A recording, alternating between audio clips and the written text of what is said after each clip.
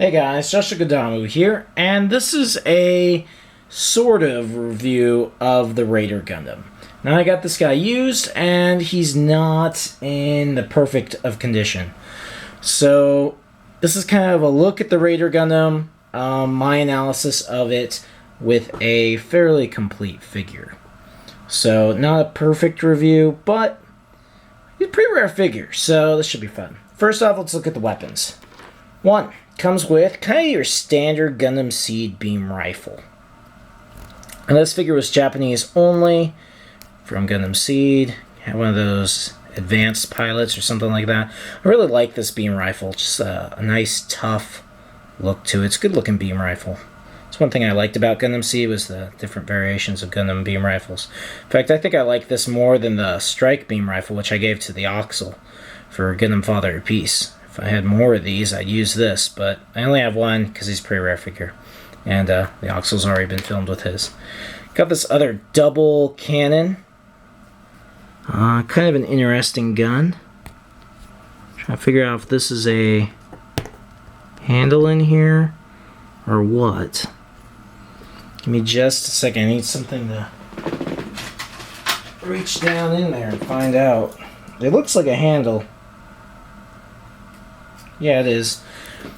For the record, that handle can get stuck in there. But there's a handle there. So, cool weapon. I like that. I do. That might work for a custom I'm trying to build.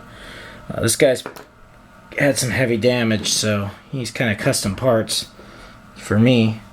Got this. I'm not sure if it extends, though. Look, a little part for clamping onto the side of the body. Let me check my guide real quick. Now, in the show, that extended and went out as a weapon.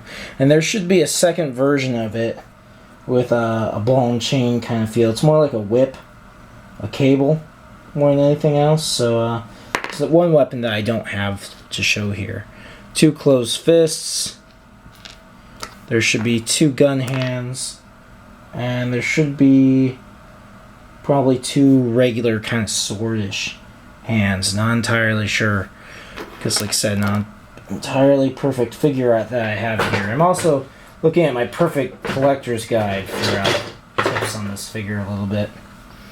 He's not advanced. He's just hard to find. And what happened here is his previous owner had some bad luck with these joints breaking, which honestly they're made of this kind of like a model kit plastic.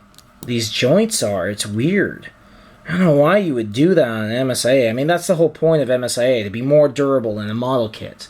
Seriously, why would you make it out of model kit plastic? It's this flimsy, brittle stuff, and you can see where it was tried to be glued and stuff. It was probably double jointed at one time. And a very different kind of joint, just the soft, it's not soft, but it's like a model kit, where it's that hard, brittle plastic, and it goes together, and these are supposed to fit up in there and not break, and they do, and so, yeah. So he has no forearms. I thought I could repair him, because I just steal some joints from the Strike, but it's totally different design. So that's kind of like, that's a warning I gotta give you. This didn't break because of a lack of care. This broke because of the type of plastic it was made of, and it wasn't made for durability. I mean, yeah, he probably would have been fine if he lived on a shelf and didn't fall off said shelf. But, yeah, it's kind of sad. But I got him at a really great trade, so, and gives me the opportunity to make customs. He's designed to transform. You got some lasers in there. Those are really cool. Got a pretty cool head. A lot of the Gundam Seeds had this scrawny body, but a lot of these ones that we didn't get, like this one, that didn't come to the US, have more of a Gundam wing size to them. Where Gundam Seed, just the figures, they scaled them down, made them kind of scrawny, but these bad guys were more Gundam wing in size, which is pretty cool. Now it does have these. This got to be the highlights of the entire figure. Definitely shoot beams, and very movable. Kind of the same plastic as what we probably lost. But man, those are cool. Just way cool. I can see some like amphibious suit with that. In fact, they're like the claws of something that looked akin to a Zagok in Gundam Msia Destiny. Legs. Got these giant thrusters. Pretty cool. Feet close up for transformation of some sort. See, the legs have this unique kind of joint as well. It's double jointed. So it can do kind of crazy things. Thrusters and verniers on the torso there. Now I may not actually try and transform him. Here, we'll see how badly I butcher this transformation. Not sure what I'm doing, because I don't have any instructions. I just have a picture. But I'm trying. So, yeah, that seems to be something what the transformation looks like right there, from what I can tell. Just for a proper picture,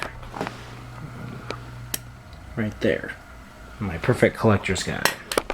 Not really sure where the arms go, probably down by his sides. But still, pretty cool figure. You know, just be careful with those arms. By looking at it, I can see why they broke. They just weren't the best design. I'm an aspiring toy designer, so this mobile suit hanger, I designed it. You know what I mean? I want to build toys, and so I do for my Gundams. If I could just develop something and market it, that'd be awesome. The waist can turn. Just to answer that, I'm trying to go over basic posability, but it's kind of hard.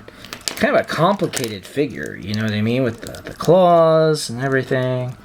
Head can turn 360 degrees, can look up and down. Backpack part can come off. You can see that, it's kind of cool. The wings attach into it. They don't really... Oh, yeah, they do. Wow, that's cool. I didn't know that part yet. Oops. Can come off, though. Don't recommend taking it off. There we go. That's pretty cool. So, yeah, if you can find this figure, I do recommend getting him, but I cautionarily warn you to be careful with the arms and probably leave him in one pose, because his playability factor, this is a guess here, but just looking at these, the kind of plastic they were made of, they don't seem good. They don't. It just didn't surprise me that he was broken when I got him, just because of the way his arms were designed. But still, a pretty cool figure. I hope you enjoyed this quasi-review. I know it wasn't showing all the high points of the figure, but hopefully it'll help you decide if it's worth spending the money on, as he's kind of a rare figure. I hope to get a complete one of these days, you know.